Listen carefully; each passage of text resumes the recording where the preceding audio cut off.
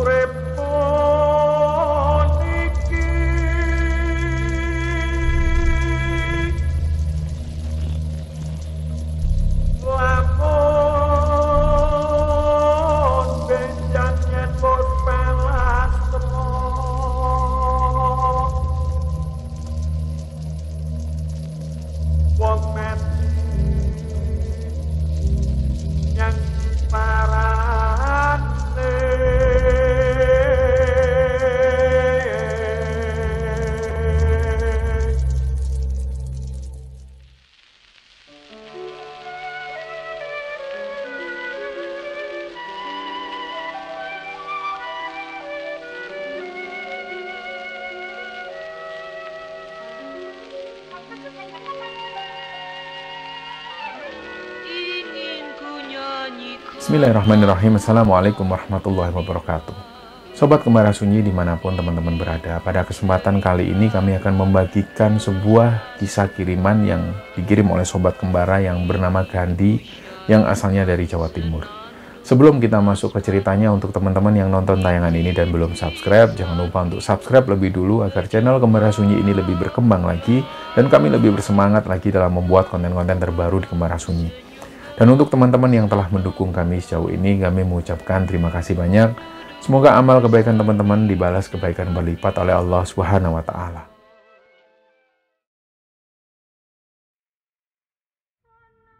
Jadi untuk cerita di episode kali ini teman-teman, seperti yang kalian lihat di thumbnail dan juga di judul dalam video ini, bahwa cerita ini akan menceritakan sebuah kejadian di mana seorang manusia menikah dengan sosok jin. Nah, kisah ini dialami oleh sobat kembara yang bernama Gandhi yang asalnya dari sebuah daerah di Jawa Timur. Jadi waktu itu dia, Gandhi dan temannya ini menyaksikan sendiri salah satu orang temannya menikah dengan sosok jin. Nah, kita mundur dulu di masa-masa kecil Gandhi. Dia tinggal di sebuah daerah di Jawa Timur, dia tinggal di sebuah pedesaan. Jadi rata-rata anak-anak yang ada di sana itu dulu masih sering memainkan permainan tradisional. Dia juga sempat mengalami ketika musim buah apapun, Gandhi dan teman-teman ini sempat juga mengambil buah dari rumah-rumah orang. Dan ketika malam bulan purnama, atau kalau di Jawa Timur disebutnya padang bulan, ini anak-anak seumuran Gandhi itu selalu keluar rumah, mereka bareng-bareng menuju ke tanah lapang yang luas dan di sana mereka memainkan permainan tradisional. Nah, di situ Gandhi ini punya teman namanya Yuda. Yuda ini adalah anak tunggal. Dia dikenal manja sekali. Nah, selain itu juga teman-teman ini tahu bahwa Yuda ini adalah anak yang penakut. Nah, karena hal inilah Yuda itu sering dibully oleh teman-temannya, sering diolok-olok, bahkan sering ditakut-takutin. Suatu ketika di malam hari, ketika bulan purnama, mereka semua ini memainkan permainan tradisional. Jadi yang waktu itu diundi, yang menjadi orang yang menjaga di tempat itu, dia akan ditutup matanya. Biasanya orang yang ditutup matanya ini akan dibawa ke suatu tempat, dia disuruh menjaga di sana. Nah, kebetulan waktu itu yang menjadi penjaga adalah si Yuda. Jadi teman-teman sudah iseng, sudah niat iseng dari awal. Ketika mata Yuda ini ditutup, Yuda dibawa ke satu tempat yang sebelumnya Yuda sendiri nggak tahu. Bahwa Yuda ini dibawa masuk ke sebuah pemakaman. Pemakaman ini letaknya ada di dekat sekolahan SD di sana dan memang terkenal angker. Memang tujuan mereka untuk menakut-nakuti Yuda. Pada saat Yuda dibawa ke sana, Yuda sendiri belum menyadari. Dan ketika suasana ini sepi, mereka semua bersembunyi. Ada salah satu teman Gandhi ini yang bilang, "Di, kasihan Di, Yuda ini penakut banget. Kalau ada apa-apa gimana? Sudah biarin aja." Teman-teman semua sepakat. Tapi ketika ditunggu sampai sekitar 10 menit kemudian, Yuda ini kok nggak menampakkan batang hidungnya. Kok dia ini nggak mencari keberadaan teman-temannya. Akhirnya mereka rame-rame menuju ke pemakaman itu lagi dan melihat ternyata Yuda ini sudah pingsan di sana. Nah, karena waktu itu mereka ini masih anak-anak. Mereka bingung ketika melihat salah satu temannya pingsan. Apalagi pingsannya ini ada di sebuah pemakaman umum dan malam hari kejadiannya. Nah, jadi waktu itu mereka panik. Ada laki-laki dan perempuan. Salah satu dari mereka bilang, "Ayo diangkat yuk. Cari tempat yang agak terang. Ini bahaya kalau di sini." Diangkatlah si Yuda itu. Jadi posisi Yuda ini masih lemes. Diangkat, dibawa ke tempat terang, terus dibangunkan. Ada yang mulai pulang ambil minyak kayu putih. Hal ini dilakukan supaya orang tua mereka ini nggak mengetahui situasi semacam ini. Ketika si Yuda ini dibau-baui oleh minyak kayu putih, nggak lama kemudian Yuda ini pun bangun. Barulah di situ Yuda menceritakan kronologisnya. Waktu dibawa ke pemakaman itu, Yuda ini nggak tahu. Dia pikir dia masih ada di lapangan dan hanya diputar-putar di daerah sana. Nah, begitu Yuda selesai menghitung, dia buka penutup mata. Dia benar-benar kaget karena ternyata dia ada di tengah-tengah pemakaman. Gak jauh dari sana, Yuda sempat melihat ada sosok kuntilanak. Dia ini duduk di atas pohon dan sambil ketawa ke arah Yuda. Inilah yang membuat Yuda ini langsung pingsan saat itu. Nah, ketika mengetahui hal ini, teman-teman Yuda, termasuk Gandhi ini, di satu sisi mereka menyesal. Di satu sisi lain, mereka akhirnya jadi penasaran. Apa benar di pemakaman itu ada kuntilanak? Namanya juga mereka anak-anak, mereka masih penasaran. Dan di satu sisi lain juga mereka menganggap Yuda ini berbohong karena dia penakut, dia mengarang cerita yang seperti itu. Nah, akhirnya sekitar jam 10 malam, ketika orang tua mereka ini sudah mulai mencari keberadaan mereka, jadi yang niatnya mereka ini mau masuk kuburan lagi, hal itu akhirnya diurungkan karena semua orang tua mencari keberadaan anak-anaknya ini. Mereka pun pulang. Nah, suatu ketika di hari Sabtu malam Minggu, ada sebuah acara di desa mereka. Jadi acara ini biasa digelar kira-kira 6 bulan sekali. Ada acara keramaian seperti pasar kaget dan juga acara hiburan-hiburan rakyat. Nah, waktu itu acara ini sampai jam 11 malam belum juga selesai. Di situ salah satu teman Gandhi ini bilang, "Di, gimana kalau kita ke kuburan? Kita ajak Yuda." Bener nggak ini? Yuda bilang kalau dia ditakutin kuntilanak waktu itu. Ditanyalah ke Yuda, "Yud, kalau memang kamu bener, waktu kamu di makam itu sendirian, kamu ditakutin kuntilanak, buktikan ke kita. Coba ajak kita ke sana. Apa bener? Kalau memang bener ada kuntilanak, berarti kamu nggak bohong. Kalau memang nggak ada, berarti kamu yang ngarang cerita." Nah, Yuda sendiri nggak bisa ngomong. Akhirnya dia alasan pengen pulang. Dia bilang karena pamannya datang dari kota. Dia nggak bisa menemani teman-temannya. Tapi teman-temannya ini maksa. Akhirnya dengan terpaksa, Yuda pun mengantar mereka menuju ke pemakaman. Dan karena karakter Yuda ini adalah anak yang penakut, ketika sampai di pintu makam, dia hanya berhenti di sana. Nah, waktu itu antara pemakaman dan juga jalan raya ini nggak ada pembatas. Jadi dari jalan itu bisa melihat ke arah dalam pemakaman yang gelap itu. Nah, ketika sampai di sana, Yuda nggak mau masuk, diseret oleh teman-temannya. Ada sekitar 12 orang lah yang masuk ke makam itu, kemudian mereka kembali lagi ke titik yang sama, di mana waktu itu Yuda pernah pingsan di situ. Mereka diem di sana. Akhirnya mereka nggak ngomong sama sekali, sambil mereka ini memperhatikan di sekeliling pemakaman itu. Terutama mereka melihat fokus ke arah pohon. Karena Yuda pernah bercerita bahwa di pohon itulah kuntilanak ini duduk-duduk. Nah, ditunggu sekitar 10 menit, nggak ada kejadian apapun. Sampai 15 menit kemudian, belum ada kejadian apapun. Dan di 20 menit itu, salah satu dari mereka bilang, sudah yuk, ini Yuda ini bohong, nggak ada apa-apa ternyata. Nah, sebelum mereka beranjak dari tempat duduknya itu, tiba-tiba mereka mendengar ada suara anak ayam yang berbunyi. Suara anak ayam ini dari kejauhan. Nah, di situ Gandhi paham bahwa di sekitar pemakaman ini nggak ada rumah warga dan nggak ada kandang ayam. Jadi waktu itu Gandhi sudah mulai takut. Dia tanpa ngomong ke teman-temannya, dia sudah mau berdiri, mau keluar dari makam. Diikuti oleh teman-teman yang lain. Nah, suara anak ayam ini berubah menjadi kencang. Nah, tiba-tiba antara suara anak ayam dengan suara perempuan yang ketawa, ini hampir mirip. Jadi suara anak ayam yang mereka dengar awalnya, ini tiba-tiba berubah jadi suara perempuan yang ketawa. Mereka langsung lari. Dan mereka sempat tersandung batu nisan. Ada juga yang terjatuh sampai mereka ini teriak-teriak minta tolong. Nah, disitulah mereka sempat menolong teman-teman mereka yang jatuh. Dan pada saat menolong inilah, Gandhi ini ikut menolong salah satu temannya yang jatuh. Dan Gandhi ini tanpa sengaja melihat ke belakang. Memang benar, Gandhi waktu itu melihat ada sosok kuntilanak. Dia ini, sosok kuntilanak ini dari satu pohon ke pohon yang lain. Itu seperti terbang. Dan jelas-jelas dilihat oleh Gandhi.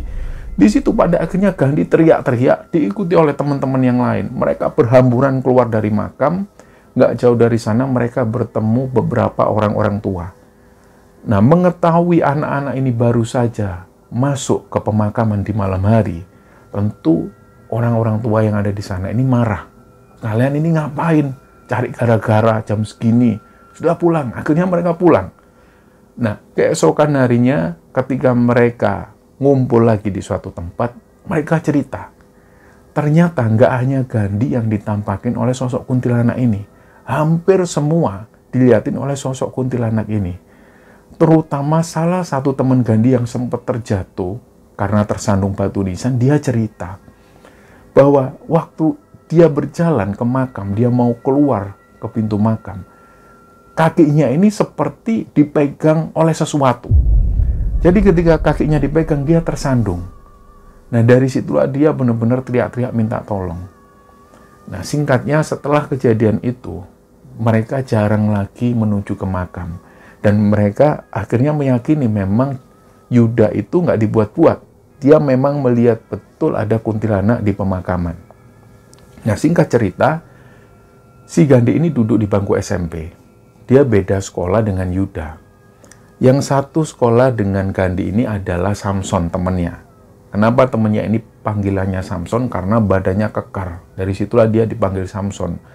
Panggilan Samson ini dibawa sampai dia SMA, sampai dia kerja, sampai dia menikah. Pada akhirnya nanti dia terus dipanggil Samson. Nah, waktu itu satu SMP lah Gandhi ini dengan Samson. Sedangkan Yuda di SMP yang lain. Ketika mereka masuk di bangku sekolah SMA, barulah mereka ini bareng-bareng. Banyak sekali teman-teman Gandhi yang dari desa itu sekolah di sekolah yang sama di SMA itu. Suatu ketika di SMA ini mengadakan acara persami yang harus diikuti seluruh siswa dan siswi. Sifatnya wajib.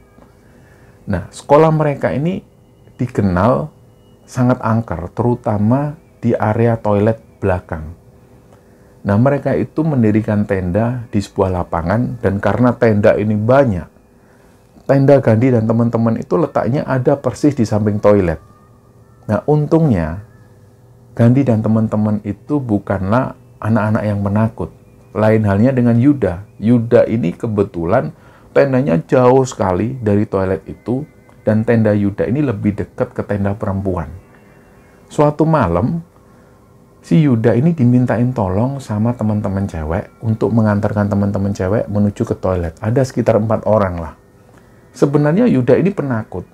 Tapi karena yang minta tolong adalah teman-teman cewek, Dia nggak mau harga dirinya direndahkan. Akhirnya dia memenuhi permintaan teman-teman cewek itu. Ya udah aku antar.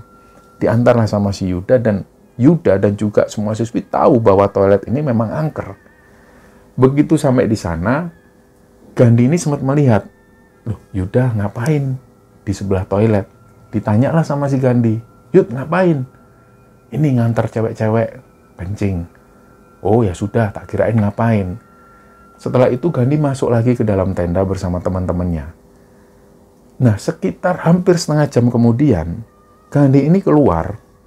Dia mau ngambil sesuatu dan dia melihat ternyata Yuda ini masih berdiri persis di samping toilet.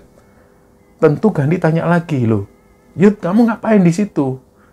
Ini loh nungguin temanku ada satu yang belum keluar. Ngapain temenmu di dalam kok lama banget? Nggak tahu. Ini aku mau masuk kan nggak enak, ini kamar mandi cewek. Terus Gandhi menuju ke sana. Gandhi ini sempat mengarahkan senternya ke arah toilet. Jadi toilet ini berjajar 3. Menurut Gandhi waktu itu, ketika Gandhi mengarahkan senternya, pintu toilet ini semuanya terbuka. Artinya memang nggak ada orang. Terus Gandhi menjelaskan ke Yuda, Yud, sudah nggak ada orang, ngapain kamu di sini? Enggak, tadi temanku itu menuju ke belakang toilet. Dia sendirian, nggak tahu ngapain di sana. Mungkin dia mau cari tempat untuk buang softpack. Nah, Gandhi penasaran. Dia pun akhirnya memutuskan masuk. Gandhi langsung masuk toilet. Dibuka satu persatu. Toilet ini memang kosong. Sampai Gandhi menuju ke belakang. Di belakang itu ada semak-semak. Dipastikan oleh Gandhi memang nggak ada siapapun di sana. Akhirnya Gandhi pun balik. Dia bilang ke Yuda, Yud nggak ada. Sudah aku cek nggak ada siapapun di sini. Yuda heran karena menurut Yuda, dia ini masih melihat tadi ada satu temennya cewek yang masih ke belakang dan belum balik, belum keluar. Nah, setelah dipastikan oleh Gandhi, Yuda sendiri menyaksikan kalau waktu itu Gandhi ngecek satu persatu sampai ke belakang bahwa nggak ada siapapun di sana, barulah Yuda percaya, dia pun balik. Ketika dia balik ke tenda, teman-teman ceweknya ini juga kaget. Kamu kok baru balik, Yud? Yuda pun juga kaget, loh kalian kok sudah di sini semua? Ternyata keempat-empatnya teman cewek Yuda ini sudah balik ke tenda. Yuda pun menjelaskan, tadi siapa yang tertinggal di sana sendirian? Nggak ada. Dan menurut teman-teman Yuda yang cewek ini, salah satu dari mereka ini sempat manggil-manggil Yuda, ayo Yud, sudah semua. Ini sudah keluar semua. Tapi Yuda masih berdiri di sana dan masih melihat ke arah dalam toilet. Nah, inilah yang terjadi. Jadi kesimpulannya adalah Yuda ini sering kali mengalami kejadian-kejadian yang horor seperti itu, dan Yuda dikenal oleh teman-temannya bahwa Yuda ini adalah orang yang penakut. Singkatnya, setelah lulus SMA, si Gandhi ini langsung menuju ke Balikpapan, ikut bersama paman dan bibinya sampai dia kerja di Balikpapan untuk beberapa waktu. Nah, beberapa tahun kemudian, si Gandhi ini balik lagi ke tempat tinggalnya, ke desanya itu, dan dia sempat mengunjungi beberapa temannya. Ternyata beberapa temannya ini sudah ada yang pindah keluar kota. Tapi tidak dengan si Yuda. Yuda masih tinggal di sana. Karena Yuda ini anak tunggal, dia itu diperlakukan istimewa oleh ibunya. Nah, ada catatan tersendiri bahwa waktu itu memang orang tua Yuda ini sudah bercerai. Jadi Yuda tinggal bersama ibunya seorang diri. Nah, setelah mendengar kabar itu, si Gandhi balik lagi ke Balikpapan. Singkat cerita, nggak sampai 2 tahun ada di Balikpapan, Gandhi ini menikah. Nah, pernikahannya itu akan diselenggarakan di desanya. Dia undanglah semua teman-temannya. Dari teman-teman kecil, teman SMP, sampai teman sekolah SMA, semuanya diundang. Pada saat itulah Gandhi mengetahui bahwa mayoritas teman-temannya ini sudah menikah semua. Jadi hanya tersisa Yuda. Tapi dari situ, Gandhi dan teman-teman memaklumi kondisi Yuda saat itu. Kondisi Yuda ini dia hanya tinggal bersama ibunya. Dan ibunya waktu itu sudah sakit parah. Sedangkan ayahnya, beberapa tahun yang lalu, ayahnya sudah meninggal. Jadi dari situlah Yuda ini fokus untuk ngurusi ibunya. Setelah itu, setelah menggelar resepsi pernikahan, si Gandhi ini masih tinggal di desanya untuk beberapa waktu. Kemudian dia balik lagi bersama istrinya menuju ke Balikpapan dan tinggal di sana. Jadi dia nggak mengetahui lagi kabar tentang teman-temannya. Nah, suatu ketika, Gandhi ini memutuskan kembali lagi ke desanya. Dia ingin bekerja di desanya supaya dia lebih dekat dengan orang tuanya Gandhi. Jadi dari situ Gandhi mulai tinggal di sana. Ternyata kabar yang didapat oleh Gandhi, Yuda ini sudah nggak tinggal di desa itu. Dia sudah pindah nggak tahu kemana. Sedangkan Gandhi sendiri nggak punya nomor telepon dari Yuda. Jadi dari situ dia mulai putus hubungan. Nah, sekitar 3 tahun setelah itu, barulah Gandhi ini dapat kabar. Tiba-tiba ada nomor telepon yang masuk. Awalnya nggak diangkat sama si Gandhi, karena nomor tidak dikenal. Setelah sekian lama nomor tidak dikenal ini telepon ke HP-nya Gandhi, barulah diangkat. Halo, siapa ini? Barulah ternyata dia yang telepon ini jawab, Assalamualaikum, Di, ini aku Yuda, Di. Duh, Yud, kamu di mana? Tentu Gandhi senang, karena sudah lama sekali Gandhi mencari keberadaan Yuda. Banyak dari teman-teman Yuda ini yang nggak tahu tentang kabar dari Yuda. Setelah mereka ngobrol-ngobrol, Yuda menjelaskan bahwa dia ini fokus merawat ibunya yang sedang sakit. Dan beberapa waktu ibunya ini perlu cuci darah di sebuah rumah sakit. Jadi dia memilih tempat kos yang nggak jauh dari rumah sakit. Di sana Yuda cerita. Dan gak lama kemudian Yuda ini ngomong ke Gandhi, Di, ini aku mau nikah. Kamu mau nggak jadi saksiku? Kamu ajaklah si Samson atau siapalah yang bisa nemenin. Aku butuh 2 orang temanku untuk jadi saksi. Nah, tanpa perlu bertanya, Gandhi pun mengiyakan. Karena Gandhi paham betul, Yuda ini nggak punya siapapun lagi. Bahkan om tantenya pun juga cuek dengan kondisi Yuda dan ibunya. Jadi dari situ Gandhi langsung mengiyakan, ya sudah, kapan itu? Tanggalnya kamu sampaikan biar aku bisa cuti. Nah, disinilah akhirnya si Yuda ini bilang ke Gandhi, gini aja, kira-kira seminggu sebelum acara, sebelum hari H, kamu tak kabarin. Kira-kira kamu ngajak siapa, Di? Nah, yang ada di pikiran Gandhi adalah si Samson, karena Samson masih tinggal di desa itu. Si Gandhi bilang, sama Samson aja aku jadi saksi. Oh ya sudah, boleh. Nah, singkatnya di hari H, Yuda ini mengabari bahwa mereka akan dijemput oleh sebuah mobil travel dan dibawa menuju ke sebuah desa yang masih ada di Jawa Timur. Pada saat itu, Gandhi ini berangkat bersama Samson, hanya 2 orang.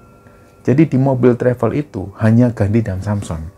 Awalnya Gandhi berpikir mungkin di sebuah tempat mobil travel ini akan menjemput beberapa orang teman Yuda. Ternyata sampai di desa yang dimaksud, yang berada di mobil itu hanyalah Gandhi dan Samson. Jadi mereka sempat tanya, Son, ini acara ini kok cuma kita yang datang, kenapa teman-teman yang lain nggak diundang sama si Yuda? Nah, Samson ini sempat sebelumnya dihubungi oleh Yuda juga. Dan Samson sempat menanyakan hal ini, kenapa kok teman-teman yang lain nggak diundang? Menurut Yuda, acara ini nggak terlalu besar, sangat sederhana sekali, dan hanya disaksikan oleh orang-orang dekat. Dan waktu itu Yuda juga menjelaskan bahwa yang hadir adalah mempelai wanita, penghulu, dan juga ibunya si Yuda. Nggak ada siapapun lagi. Yang jadi saksi adalah Samson dan juga Gandhi.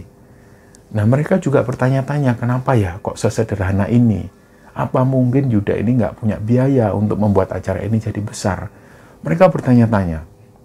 Nah, ketika sampai di desa yang dimaksud, desa ini benar-benar sepi. Di desa itu memang ada beberapa rumah, dan rumah-rumah ini umumnya tertutup semua pintunya. Di situ Gandhi dan Samson ini juga bingung, ini rumah yang mana? Sedangkan dia tanya ke supir travel nggak tahu, dia hanya disuruh untuk mengantar ke desa itu. Selebihnya si supir travel ini nggak tahu lagi. Nah, setelah 10 menit berada di sana, akhirnya Gandhi bilang ke supir travel ini, ya sudah Pak, jenengan pulang aja, daripada nanti kelamaan. Biar kami tanya ke warga desa aja. Setelah supir travel ini pergi, waktu itu kira-kira jam 8 malam, Gandhi dan Samson itu berjalan di seputar desa. Nggak ada satupun rumah warga desa ini yang terbuka. Ada satu rumah yang lampunya ini masih menyala di dalam. Si Gandhi menuju ke sana, diketuklah pintu rumah warga ini. Assalamualaikum, Assalamualaikum. Sampai beberapa lama nggak ada yang membukakan pintu. Baru ketika mereka ini mau meninggalkan rumah tersebut, keluarlah seorang bapak-bapak. Enten nopo mas? Ada apa mas? Pak, saya mau cari teman saya. Teman saya ini mau nikah. Namanya Mas Yuda. Terus bapak ini bingung. Siapa mas yang mau nikah? Teman saya pak. Kok nggak ada rame-rame? Harusnya kalau ada acara nikah ya, warga ini pasti dapat kabar. Nggak ada kok mas, apalagi namanya Yuda nggak ada. Nah si bapak-bapak ini menjelaskan seperti itu. Menurut Gandhi dan juga Samson, mungkin sosok bapak-bapak ini pikun karena beliau sudah tua. Mungkin beliau nggak tahu kabar tentang pernikahan. Mana mungkin pernikahan yang digelar di desa itu salah satu warga nggak ada yang tahu, nggak mungkin. Jadi dari situ Gandhi memutuskan, oh ya sudah pak, biar saya cari orang lain aja, mungkin ada yang tahu. Terus si bapak ini pun nutup pintu. Gandhi dan Samson akhirnya melanjutkan jalan. Dia melihat lagi ada satu rumah yang lampunya masih menyala.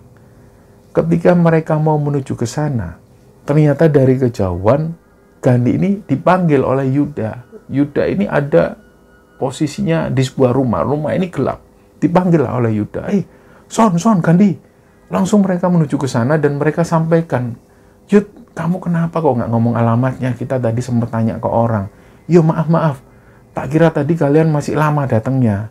Rencanaku mau tak jemput di jembatan. Ternyata kalian sudah datang. Ayo masuk. Nah, Gandhi ini dibawa masuk ke sebuah rumah khas pedesaan. Dan rumah ini gelap, nggak ada lampu sama sekali. Di situ mereka masuk dan sempat waktu itu Gandhi dan Samson melihat ibunya Yuda ini tertidur di sebuah kamar. Jadi waktu itu Gandhi dan Samson nggak sempat bersalaman dengan ibunya Yuda. Yang ada dalam pikiran Gandhi dan Samson, ini Yuda ini mau nikah, tapi kok nggak ada apapun, nggak ada sound system, nggak ada lampu, bahkan rumahnya ini gelap. Ini maksudnya apa? Terus Gandhi tanya ke Yuda, Yud, kamu ini acaranya di mana toh? Kok rumahmu ini gelap, nggak ada sound system atau apa? Nah Yuda bilang, ya memang gini kan aku bilang acaranya nggak rame-rame. Ya aku minta tolong kalian nggak usah ngomong ke teman-teman yang lain. Memang acara ini tak buat sesederhana mungkin. Ya tapi mosok sound system aja nggak ada. Tamu-tamu juga nggak ada. Ya sudah ini apa adanya ya aku minta tolong. Karena ini menyesuaikan sama budgetku. Akhirnya mereka pun memahami ya sudahlah. Terus mempelai perempuanmu mana? Penghulumu mana? Si Yuda bilang kalau mempelai wanita nanti datang setelah penghulunya datang. Oh ya sudah. Gak lama berselang, gak sampai setengah jam, terdengar suara sepeda motor. Nah ketika sepeda motor ini mendekat ke arah rumah itu, ada dua orang laki-laki. Yang satu itu pakai jaket kulit, pakai songkok warna hitam, dan di belakang itu juga pakai baju tebal dan pakai sarung. Mungkin karena suasana di desa itu memang agak dingin, jadi mungkin penampilan mereka seperti ini. Terus Yuda bilang, ini penghulunya. Mohon maaf, waktu itu Gandhi ini sudah berpikiran negatif. Kok penghulu tampilannya kayak gini? Jadi menurut Gandhi waktu itu, tampilan penghulu, dua orang penghulu ini mirip seperti preman pasar. Jadi raut wajahnya itu nggak menyenangkan sama sekali. Nah begitu mereka berdua ini turun dari motornya, mereka bersalaman dengan Gandhi dan juga Samson. Mereka tanya, oh ini saksinya Mas Yuda. Iya pak. Di situ akhirnya si bapak-bapak ini bilang, ini kami penghulunya. Sebelum memulai prosesi pernikahan, saya mau bilang ke Mas siapa tadi? Gandhi pak. Terus yang ini siapa? Samson pak. Ini saya mau bilang, mau jelaskan. Acara akad nikah ini bukan seperti acara akad nikah seperti biasanya. Ini akad nikahnya spesial. Jadi nanti mempelai wanita dari Mas Yuda ini nggak datang di sini.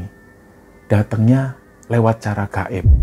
Nah di situ Gandhi sudah berpikir yang macam-macam. Ini kok aneh-aneh aja, ini acara apa? Baru kali ini dia mendengar ada mempelai wanita yang hadir secara gaib. Dia nggak habis pikir waktu itu. Nah karena Gandhi ini juga baru bertemu dengan orang-orang ini, Gandhi pun hanya manggut-manggut. Terus maksudnya gimana, Pak? Jadi dijelaskan dari awal, nanti sebelum prosesi akad nikah ini, kami akan mengakukan sebuah ritual kecil. Nah, apapun yang terjadi buat Mas Gandhi sama Mas Samson, kalian jangan beranjak dari tempat ini. Mungkin di antara kalian ada yang penakut, ada yang melihat sesuatu yang nggak pernah kalian lihat sebelumnya, tetap bertahan di sini. Dan mungkin juga nanti ada suara-suara yang mengganggu, ada bau-bauan yang menurut sampean itu mengganggu juga. Kalian tetap berada di sini, karena ini adalah kewajiban saksi. Saksi nggak boleh meninggalkan tempat ini sedikit pun. Siap ya, Mas? Nah, mereka ini nggak bisa jawab apapun selain siap. Akhirnya setelah 10 menit mereka istirahat sebentar, barulah prosesi akad nikah ini digelar. Pintu rumah ini ditutup.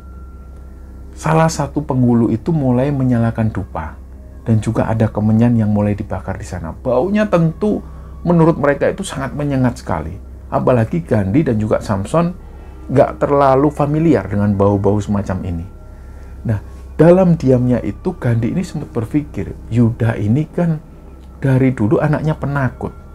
Kok bisa dia melakukan hal-hal yang semacam ini? Kok dia sama sekali nggak takut? Akhirnya di situ dia diam. Dalam lamunannya, Gandhi ini diam. Dia coba memejamkan mata seperti yang diarahkan oleh penghulu-penghulu ini. Beberapa saat Gandhi ini sempat melirik ke arah Samson. Samson pun itu diam. Dia duduk bersila, matanya terpejam. Jadi mereka berusaha mengikuti arahan dari penghulu-penghulu itu. Suasana di ruang tamu ini senyap. Nggak ada suara apapun dan nggak ada penerangan apapun selain dari sebatang lilin. Jadi mereka itu menyaksikan acara akad nikah ini sangat-sangat aneh. Nggak pernah mereka itu menyaksikan akad nikah yang seperti ini. Jadi mereka pasrah. Entahlah apapun ini, acara apapun itu, mereka pasrah. Yang terjadi biarlah terjadi. Nah, dari situ salah satu orang penghulu ini mengucapkan mantra. Ada yang diingat oleh Gandhi. Salah satu penghulu ini mengucapkan mantra dengan berbahasa Jawa dicampur dengan bahasa Arab. Kemudian dia ini menghempaskan tangannya ke lantai sebanyak 3 kali. Dak, dak, dak. Terus beliau mengucapkan, Doro Putri Ayu, monggo pinarak. Niki sedoyo pun siap. Intinya dia bilang seperti itu, dan gak lama kemudian tiba-tiba suasana ini jadi aneh dan membuat Gandhi dan juga Samson itu merinding. Tiba-tiba mereka itu mendengar dari samar-samar, ini kayak mimpi. Yang dirasakan Gandhi ini benar-benar seperti mimpi. Dari kejauhan mereka itu mendengar ada suara kling-kling, kling-kling, kling-kling, kledep. Jadi mereka mendengar ada suara kereta kuda. Kereta kuda ini berhenti persis di depan rumah itu. Nggak lama kemudian, mereka mendengar di genteng itu ada suara dak, dak, dak, dak. Dak, dak, dak, dak, dak, dak. Sampai ke arah belakang. Nah, tiba-tiba dari pintu belakang itu, mereka mendengar suara pintu belakang ini kebuka. Brak. Jadi kayak benar-benar ada yang masuk. Nah, di situ sang penghulu ini ngomong sekali lagi, nyuwun perhatiane sedoyo, Doro Putri sampun dugi, monggo pinarak Doro Putri. Nah, tiba-tiba suasana ini semakin merinding. Yang awalnya ruangan ini hanya berbau kemenyan dan juga bau dupa, tiba-tiba Gandhi dan juga Samson itu mencium aroma melati yang sangat menusuk hidung. Nah, di situ sekelebatan Gandhi melihat ada sosok perempuan. Perempuannya ini tinggi sekali. Tingginya ini hampir 2 meter, hampir menyentuh atap. Dan di situ Gandhi sempat melihat sekelebatan sosok perempuan ini pakai kerudung warna merah, wajahnya pucat. Karena saking tingginya sosok perempuan ini, Gandhi nggak bisa lagi melihat ke atas dan dia kembali nunduk, kembali memejamkan mata. Dia benar-benar takut. Nah, ketika sosok perempuan ini duduk di samping Yuda, si Gandhi ini nyolong-nyolong lagi. Dia coba buka matanya sedikit-sedikit. Di antara bayangan samar-samar dari cahaya lilin itu, Gandhi melihat sosok perempuan ini dekat ke arah Yuda. Dan wajahnya itu memandang ke arah Yuda. Dan pandangannya itu aneh. Jadi perempuan ini memandang Yuda itu dengan cara menengok seperti ini. Disinilah Gandhi itu benar-benar merinding. Hampir-hampir waktu itu dia mau beranjak dari tempat duduknya, tapi dia tahan. Nah, seberapa detik kemudian Gandhi nunduk lagi, dia memejamkan mata lagi. Gak lama setelah itu, pada saat sang penghulu ini masih membacakan mantra, telinga Gandhi ini ada yang niup. Jelas-jelas banget. Sampai waktu itu Gandhi noleh, dia buka mata, di samping ini nggak ada siapapun. Nah, di situ Gandhi menyempatkan lagi, dia melirik ke arah sana. Sosok perempuan ini masih menatap ke arah Yuda. Dan tatapannya itu aneh, sampai kepalanya itu didongakkan ke arah Yuda. Disinilah Gandhi itu megang pahanya Samson. Dan karena badannya Samson ini kekar, Gandhi ini sampai meremas pahanya Samson. Samson itu mengalihkan tangan Gandhi. Jadi terlihat jelas bahwa Samson waktu itu juga kelihatan takut. Nah, setelah sang penghulu ini membacakan mantra itu, sang penghulu ini menepuk lagi lantai sebanyak 3 kali. Dak, dak. Sambil beliau mengucapkan sesuatu. Dan ucapan ini sama seperti ritual akad nikah seperti biasanya. Jadi penghulu ini bilang, saya nikahkan Anda, Yuda bin Sutrisno, bersama Doro Putri Ayu Lasmi binti Kuncoro. Dari situ akhirnya Yuda menjawab, saya terima nikahnya, bla bla bla bla bla bla. Nah, di situ Gandhi mencoba membuka matanya. Dia melihat sosok perempuan berkerudung merah ini sudah nggak ada lagi di sana. Nah, otomatis si Gandhi ini coba menengok ke arah sebelah kiri, ke arah atas. Sosok perempuan ini sudah nggak ada lagi. Salah satu dari penghulu itu mengingatkan Gandhi supaya dia kembali menutup matanya. Nah, singkatnya setelah Yuda mengucapkan ikrannya itu, salah satu penghulu ini menepuk pundak Gandhi. Intinya waktu itu penghulu ini mengingatkan ke Gandhi dan juga Samson supaya dia mengesahkan pernikahan ini. Akhirnya dengan terbata-bata dan kaget, Gandhi pun bilang, sah. Samson pun juga seperti itu, sah. Alhamdulillahirabbil alamin. Dan penghulu ini berdoa. Di situ Gandhi dan juga Samson amin, amin, mengucapkan amin. Sampai di situ Gandhi sempat melihat sosok perempuan ini masih ada di sana. Gak lama setelah itu sosok perempuan berkerudung merah ini berdiri. Dan sekali lagi di situ Gandhi melihat sosok perempuan ini tinggi. Hampir kepalanya itu menyentuh atap. Dan disitulah Gandhi ini sempat dilirik sejenak oleh sosok perempuan ini. Dan Gandhi nggak bisa tahan lagi. Dia nunduk lagi dan memejamkan mata. Setelah prosesi ini selesai, barulah si penghulu ini menyuruh Yuda untuk mengambil sesajennya. Yuda masuk ke dalam kamar, dia serahkan sajen ini, diletakkan di tengah. Sajen ini ada seekor ayam ingkung dan juga masakan-masakan yang lain, dilengkapi juga dengan sayur-sayur, dan juga di situ ada 1 gelas kopi hitam, ada beberapa batang rokok kelopot, dan juga beberapa bunga 7 rupa. Setelah itu, sang penghulu ini mengambil 1 butir telur putih, dipecahkan persis di depan mereka. Dan kemudian dicucilah tangan Yuda di sana, dan mereka pun disuruh untuk makan. Jadi di situ Gandhi ini awalnya ragu-ragu untuk memakan makanan itu. Tapi karena Yuda yang menyuruh Gandhi untuk makan lebih dulu, Gandhi pun akhirnya mau. Dia makan. Nah, setelah makan itu, suasana ini masih hening. Gandhi dan Samson ini nggak bertanya sedikit pun. Begitupun Yuda. Yuda tanpa klarifikasi sama sekali. Jadi setelah mereka makan, penghulu ini pun pamit. Dia menyerahkan sebuah kertas. Dan sebelum kertas ini ditandatangani oleh Yuda, sang penghulu bilang ke Yuda, sudah disiapkan mas jarumnya? Oh, sudah pak. Ya sudah, tanda tangan dulu. Yuda pun tanda tangan di sana. Dan Yuda ini menusuk ujung jarinya dengan jarum. Dan ketika darah ini keluar, tetesan darah ini ditempelkan di kertas itu persis di atas tanda tangan Yuda. Nah, anehnya Gandhi dan Samson itu melihat di samping sidik jari Yuda, ini ada sidik jari lain. Yang jelas sidik jari ini adalah bekas cap darah. Nah, di situ mereka kaget. Singkat cerita, setelah Yuda ini tanda tangan dan membuat cap di sana, 2 orang penghulu ini pun pamit. Barulah di situ Gandhi sempat tanya ke Yuda, Yud, ini sebenarnya acara apa? Aku ini nggak mudeng. Ada acara apa? Aku nggak bisa memahami ini sebenarnya gimana. Kamu ini acara nikah bohong-bohongan atau gimana? Nah, Yuda bilang, ke Gandhi dan juga Samson, aku cuma minta tolong ke kalian ini sahabat dekatku dari kecil.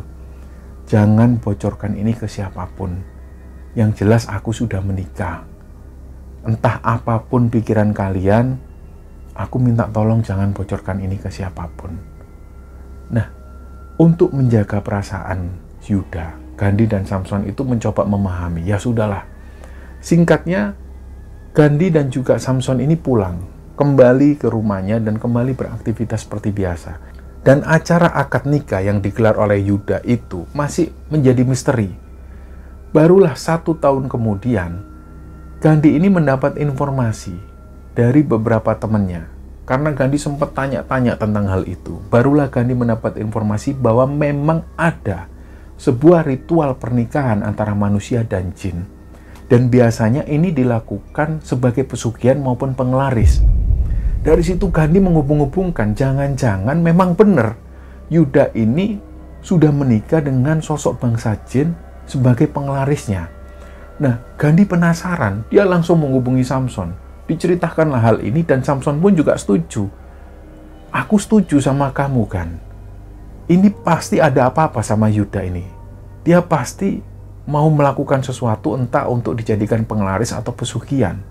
Sekarang pertanyaannya, Yuda ini punya usaha apa? Kalau memang usahanya ini jalan, sukses, berarti memang benar dia melakukan hal ini. Dia melakukan pernikahan dengan jin itu untuk penglarisnya. Nah, beberapa bulan setelah itu dia coba menghubungi Yuda. Tapi Yuda selalu berkelit. Yuda bilang, tunggu ya 3 bulan lagi Di.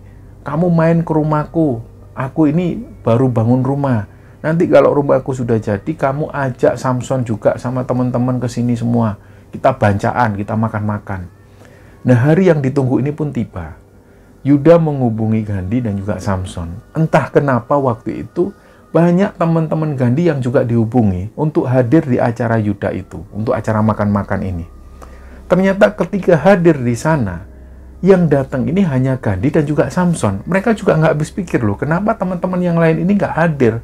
Padahal mereka sudah dikabari semua.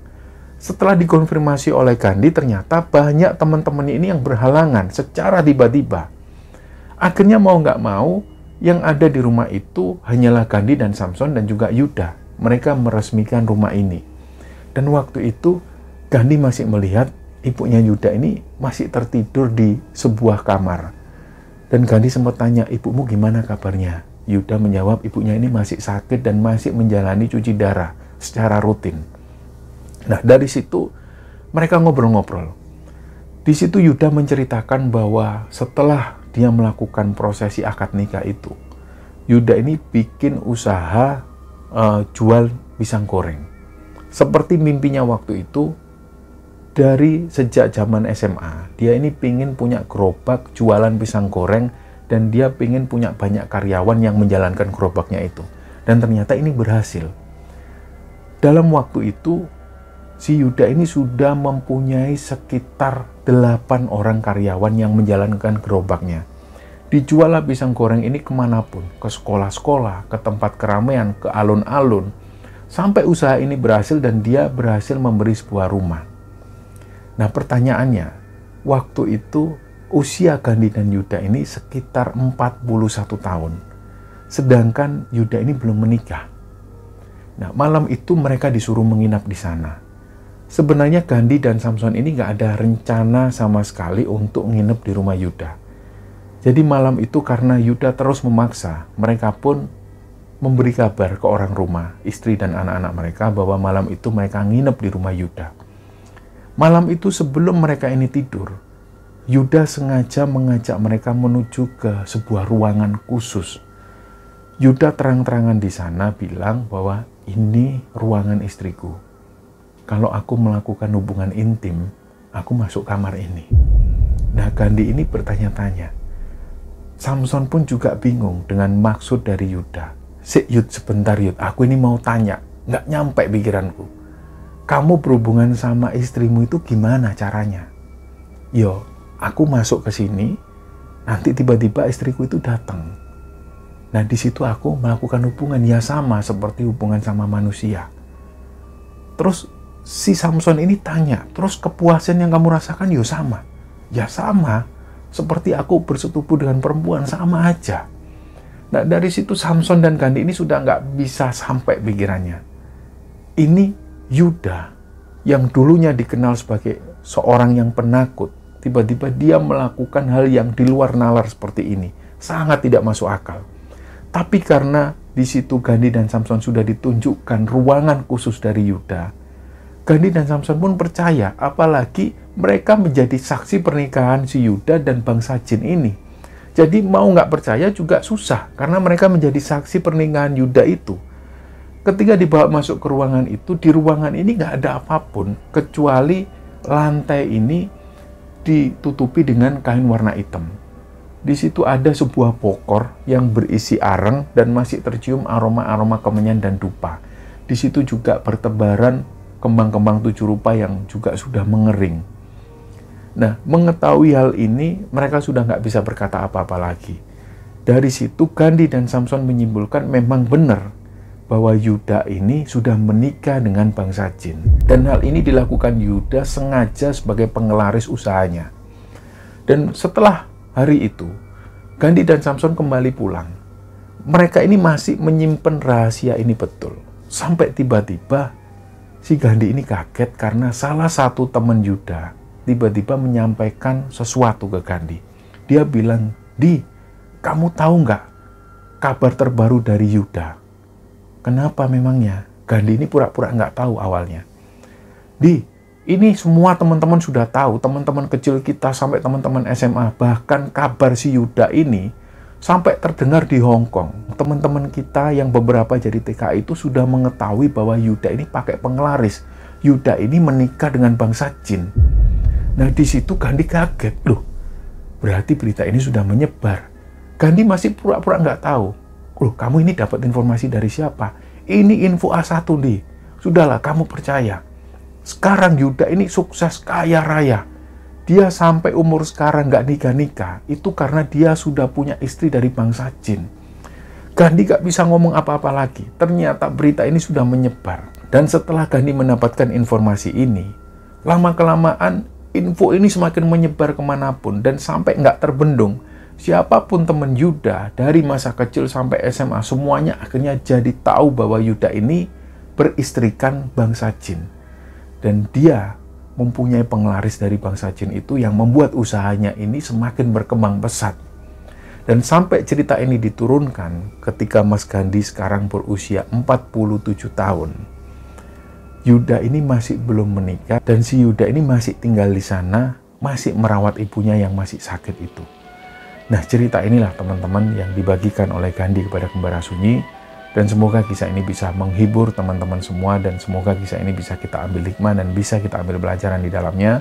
Mohon maaf kalau ada salah-salah kata. Wassalamualaikum warahmatullahi wabarakatuh. Ingin ku nyanyikan lagu nan gembira, ingin ku ceritakan rahasia sukma, ingin ku syairkan senandung asmara di titik saat kita berjumpa pula.